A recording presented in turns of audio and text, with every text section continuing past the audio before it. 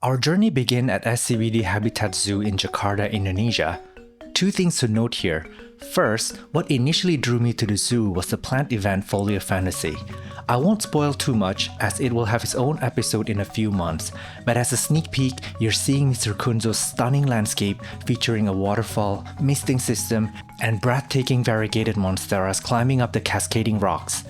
The concept of this plant show is that there are no booths. All the vendors' plants were displayed organically throughout the landscape to please the eyes and form the concept of a garden. Secondly, my friend Keo, who built this zoo, first shared his vision with me during the COVID era. To be honest, I seriously doubted this plan. After all, the zoo is in such a prime downtown location. Fast forward 4 years later, and voila! The city zoo now attracts thousands of visitors daily, offering guests the opportunity to interact closely with nature and the animals. All of the animals here have been domesticated and are safe for petting. While some of you may have a conclusion that zoos are no place for animal welfare, I believe it's important for urban dwellers to be constantly reminded of the existence of other living things and have something like this close to home.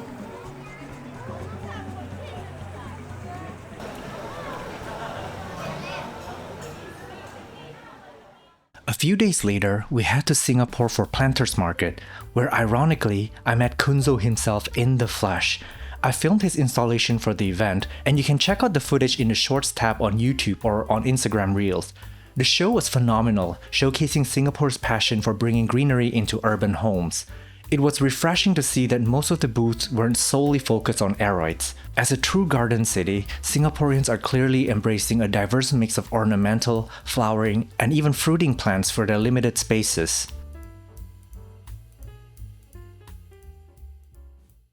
On a beautiful Sunday, Kunzo and I were invited to visit Sir John Tan's garden. Calling him an esteemed gardener is an understatement. His work in begonia conservation and his collection of various plant species is truly commendable. There are dozens of species and hybrids around the world that bear his name, including the Syzygium geohui, for which he has kindly agreed to record an introduction. You'll be seeing that narration soon as a short.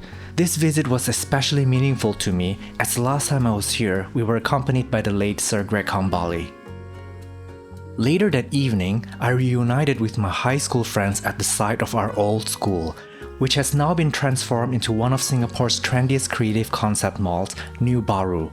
I spent 9 years in that school, graduating in 1999, and I still remember most of the rooms, the hallways, stairways, teachers' lounges, and cafeterias. It was surreal returning after so many years and witnessing its transformation into high-end boutique shops, cafes, restaurants, bars, workshop spaces, and even a boutique hotel. My classmates Derwin and Angela made a beeline to the building's most haunted corners, hoping to feel some lingering presence, and as I type this, I might still feel something here with me. As we wandered through the rooms, reminiscing about the past, many of the staff working there curiously asked us about the building's history. Since this was 25 years ago, no one knew the place as intimately as we did. Funnily enough, there's an amazing plant shop here called Soil Boy, which could have easily been one of my classrooms back in the day. What a way to connect my past and the present. Next up, we visited Gardens by the Bay for a private tour with Mr. Kunzo. I remember writing to them 3 years ago requesting permission to film and asking for a guide, only to receive a polite rejection. So finally being back, and now as a more established vlogger, it felt incredibly rewarding. Kunzo's reactions were priceless. He asked thoughtful questions about the environment and the plant species, but unfortunately, the tour moved too fast for us to capture everything. The gardens are currently collaborating with Jurassic World for an immersive themed experience, so I've decided to make that next week's episode in line with the newly released film. Our next stop was Super Nursery in Thailand. I've known them as a major player in the rare plant scene, but nothing prepared me for their headquarters. The founder, Fluke, built the business from ground up. Through sharp insight into the value of rare plants and strong global connections, he managed to outpace competitors with innovative growing techniques, like his custom-made evap cooling pad system. But what really blew me away was his biophilic approach to home design. Fluke is currently building his fourth house. His second and third homes already features towering waterfalls, whimsical bridges, and lush landscapes of rare exotic aroids that even AI couldn't dream up.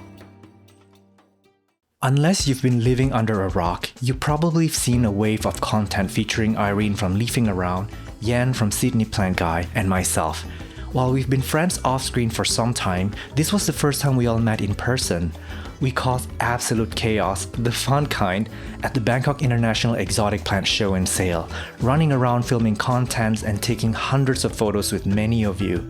My full episode for the show will probably air in about 6 months from now, but you can already catch some content on Leafing Around and Sydney Plant Guy's channels. Now, the entire time we didn't just geek out over plants, we also had the chance to show Yan around Bangkok, as it was his first visit.